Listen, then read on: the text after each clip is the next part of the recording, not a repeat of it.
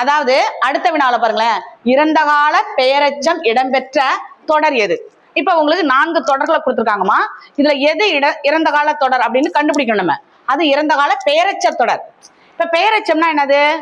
அதாவது ஒரு பெயர்ச்சொல்லோடு எச்சவினை வந்தாக்கா அது பெயரெச்சம்னு பேரு. இப்ப என்னது?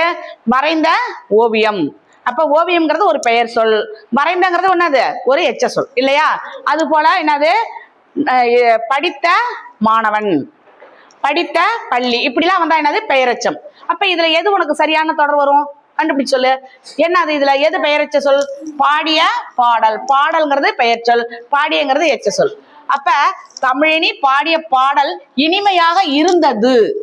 இருந்ததுன்னா என்னது? முடிஞ்சது, அவ பாடுனது நல்லா இருந்தது. அப்ப இதுதான் உங்களுக்கு என்னது?